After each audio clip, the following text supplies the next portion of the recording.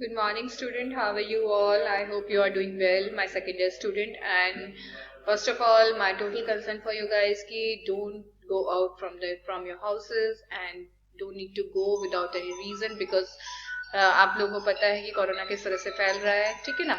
और इसके साथ ही वी शुड स्टार्ट अवर क्या आपका text class, income tax class, ठीक है। मैं बार बार बोलूंगी, अगर आप लोगों को पहली क्लासेस में कोई भी इशू है तो you should discuss with me, क्योंकि वही कहना कि अगर आप लोग डिस्कस नहीं करेंगे तो मुझे कैसे पता चलेगा कि एग्जैक्टली आप लोगों को क्या प्रॉब्लम है और कैसे है, ठीक है ना। चलिए, अब बेसिकली सेक्शन 56 के अंदर हम लोगों ने ये पढ़ा कि exactly which income is covered under क्या आपका इनकम फ्रॉम अदर सोर्सेज। आ रही है मेरी बात समझ में, ठीक है। नाउ सेक्शन 56 इज क्या आपका basis of charge. Basically section 56 ये बोलता है कि क्योंकि जो अदर सोर्स है, ठीक है, ये 56 टू 58 है, इसके तीन ही सेक्शन है, 56 से लेकर 58, ठीक है। क्योंकि इतना तो मैं भी क्या कहते हैं मतलब बता सकती हूँ आप लोगों को कि मतलब आपके जो सौरभ सर उन्होंने आपको ये बताया होगा कि जो सैलरी है वो आता है 15 टू 17, ठीक है ना। उसके बाद आपका क्या कहते हैं जो हाउस प्रॉपर्टी आता है वो 22 टू 27 आपका आता है, क्या कहते हैं, हाउस प्रॉपर्टी, ठीक है। एंड देन उसके बाद 21 टू 27 शायद, ठीक है। और उसके बाद क्या कहते हैं आपका जो पीजीबीपी है वो 28 टू 44 है। एंड देन कैपिटल गेन आपका 45 टू 55 है।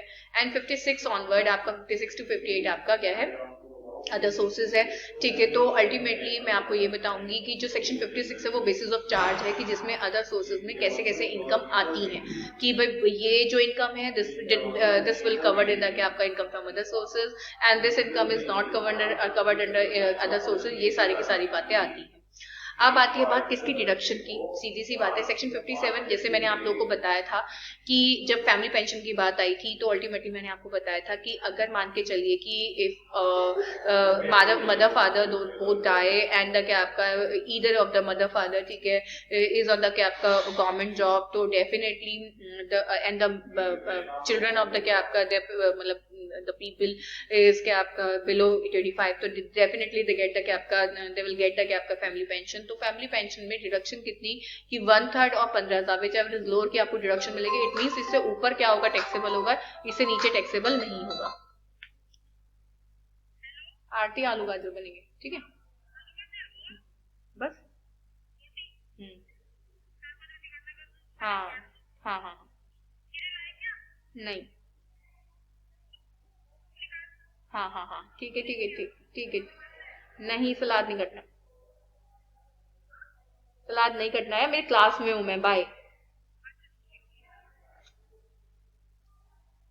हाँ जी सर, हाँ जी, हाँ जी। किसकी बात कर रहे थे हम लोग, डिडक्शन की बात कर रहे थे। तो basically any reasonable sum paid by way of commission और remuneration for purpose of realising dividend, ठीक है। मतलब कोई भी चीज, जैसे कि अब मैं आपको बताती हूँ कि sometime we take the क्या आपका लोन फॉर द क्या आपका मतलब समथिंग, कि हम किसी भी चीज को लेने के लिए कोई चीज करते हैं, जैसे कि लिखा है any reasonable sum paid by way of commission, मतलब आपने डिविडेंड को रियलाइज करने में अगर कोई कमीशन वगैरह पे किया है जो रीजनेबल है तो वो लेस होगा। जैसे कहते हैं ना कि जब मैं कोई चीज बनाती हूँ और जब बेचती हूँ तो सेल में से परचेज और जितने भी मेरे अदर चार्जेस होते हैं वो क्या होते हैं, लेस होते हैं। तो same in the case of क्या आपका अदर सोर्सेज, कि अदर सोर्स में जो इनकम आती है उसको, इनकम को कमाने के लिए आपने जो खर्चा कर रखा होता है वो इनकम, वो जो एक्सपेंसेस होते हैं दैट विल बी क्या आपका deductible under section 57। Contribution to ESI, बिल्कुल जो आप एम्प्लॉय, जो आपके क्या होता है बोलते हैं ना आपका स्टॉक एम्प्लॉय शेयर, क्या कहते हैं आपके एम्प्लॉयज जो ये इंश्योरेंस स्कीम होती है वो, ईपीएफ जो एम्प्लॉय प्रॉविडेंट फंड्स होते हैं, superannuation fund paid before due dates in the relevant acts, repair insurance depreciation of asset let out. बिल्कुल सही बात है, जब ने अब जो मशीनरी है, मशीनरी के ऊपर जो रेंट था वो हमारा अदर सोर्स में टैक्सेबल होता है। अब उस मशीनरी को जब हम लेट आउट करते हैं तो वो बेसिकली मशीनरी को ज्यादा अच्छे से इस्तेमाल नहीं करेंगे, क्योंकि अल्टीमेटली हर बंदा क्या नहीं करता, प्रूडेंट यूज नहीं करता चीजों का, तो वो डेप्रिशिएट भी होगी, वो खराब भी होगी, ठीक है। तो अल्टीमेटली, और उसके लिए हमने इंश्योरेंस भी क्या किया होगा, पे किया होगा इंश्योरेंस प्रीमियम, तो वो that will be covered under क्या आपका deduction. Family pension I already discuss with you guys. Any other expenditure expended to क्या आपका ऑन सच इनकम, इसके अलावा डिडक्शन नॉट, बिल्कुल सही बात है। कुछ एक्सपेंसेस ऐसे होते हैं जो सेक्शन 58 में, जैसे सेक्शन 56 है बेसिस ऑफ चार्ज के लिए, सेक्शन 57 है किसके लिए आपका, डिडक्शन के लिए, सेक्शन 58 है आपका डिडक्शन नॉट अवेलेबल की। कुछ चीजें ऐसी होती हैं, ठीक है, जिनके ऊपर आपको डिडक्शन नहीं अवेलेबल होता है, जैसे personal expense of an SSC, बिल्कुल सही बात है, इसके ऊपर आपको कोई डिडक्शन अवेलेबल नहीं होगी। Personal expense of an SSC, any interest paid outside India on which tax has not been deducted at source, in such cases interest paid or payable will not be allowed as deduction. Any amount of taxable salary paid outside India without deduction of tax at source or not has been paid thereon will not be allowed as deduction. Any expenditure allowance in connection with the income by way of any winning from lottery, crossword puzzle, races including horse race. बिल्कुल।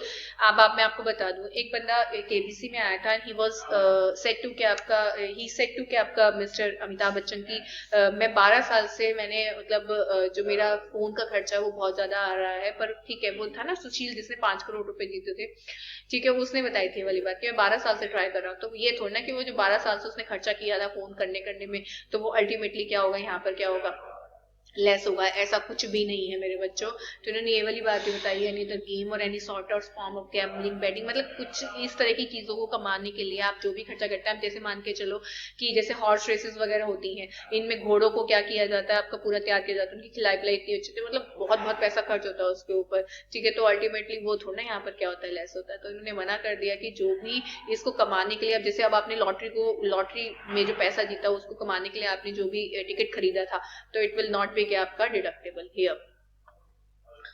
अब आते हैं important points. देखो कुछ होता है different from Indian companies exam, I already discuss with you, but आप यहीं पर, ये मैंने इसलिए पॉइंट यहाँ पर मेंशन की ये वाली बात यहाँ पर कि अल्टीमेटली जिससे लोग मेरी वीडियो देखें तो ही उन्हें पता चले कि exactly different from Indian companies exempted doesn't mean कि होल डिविडेंड इसके आपका एग्जाम, ठीक है। 18-19 से पहले ये हुआ करता था कि जितना भी डिविडेंड इंडियन कंपनी से आपको मिलेगा वो आपका एग्जाम्प्ट होगा, बट 18-19 के बाद ये प्रोविजन है कि डिविडेंड जो आप इंडियन कंपनी से मिलोगे 10 लाख रुपए से नीचे, तो वो आपका एग्जाम्प्ट होगा, 10 लाख रुपए से ऊपर आपका पूरी तरीके से क्या होगा, टैक्सेबल होगा। आ रही मेरी बात समझ में? 1034 के अंदर क्लियर हो गया। और ये प्रोविजन भी क्यों बना, डिविडेंड का कंसेप्ट आपका क्योंकि डिविडेंड तो इनकम होती है किसके लिए, आपकी एम्प्लॉय, मतलब जो बंदे होते हैं जिनको, मतलब जो लोग होते हैं जिन्होंने शेयर्स खरीदे हुए होते हैं उनके लिए इनकम होती है। तो वो एग्जेम्प्ट क्यों किया, क्योंकि ये जो डिविडेंड होता है ये कंपनीज के हाथ में क्या हो जाता था, टैक्सेबल हो जाता था under CDT, corporate dividend tax. और 1999 से पहले प्रोविजन ये होता था कि आप लोगों के हाथ में क्या होता था, टैक्सेबल होता था, कंपनी के हाथ में नहीं होता था। बट प्रॉब्लम क्या हुई कि लोग जिनको डिविडेंड मिला उन लोग जो इनकम टैक्स अथॉरिटी है वो ट्रेस कर ही नहीं पाई, और जब वो ट्रेस नहीं कर पाई तो अल्टीमेटली क्या हुआ, जो इनकम टैक्स अथॉरिटी है उसका बहुत रेवेन्यू क्या हुआ, लॉस हुआ। तो अल्टीमेटली क्या किया गया आपका, क्या कहते हैं, इंडियन कंपनीज के हाथ में क्या कर दिया गया आपका कि जब अब कभी भी कंपनी क्या करेगी, टैक्स मतलब डिविडेंड पे करेगी तो सीईटी पे करने के बाद ही क्या करेगी, पे करेगी, ठीक है ना। तो उस केस में ही क्या होता है, अब आपका टैक्स आपका कंपनी के ऊपर लगा दिया जाता है, किसके ऊपर नहीं लगाया जाता, आपका बंदों के ऊपर। बट 18-19 के बाद से सिचुएशन ये है कि जिसमें 10 लाख तक एग्जेम्पशन है, 10 लाख रुपए से ऊपर टैक्सेबल है, किसके हाथ में भी, जिस बंदे को मिल रहा है। Income from other source under section 56 to be assessed as per the accounting method, बिल्कुल। अब मैं आपको बता देती हूँ। देखिए नॉर्मली क्या होता है, अकाउंटिंग एक क्या कहते हैं, अकाउंटिंग जिसे बोलते हैं आपका कैश, मतलब अकाउंटिंग कैश मेथड होता है, ठीक है। मैं आपको बता देती हूँ सेक्शन 145 के अकॉर्डिंग कुछ हेड ऐसे होते हैं जिसमें आप कोई भी क्या कर लो, मेथड लगा लो, चाहे वो एक्रूअल बेसिस लगा लो, चाहे वो कैश बेसिस लगा लो, ठीक है। उसमें इनकम टैक्स अथॉरिटी के पास पूरी पावर होती है कि वो उसमें चेंजेस करता ही करता है। आ रही मेरी बात समझ में? क्या करता है आपका, चेंजेस करता ही करता है।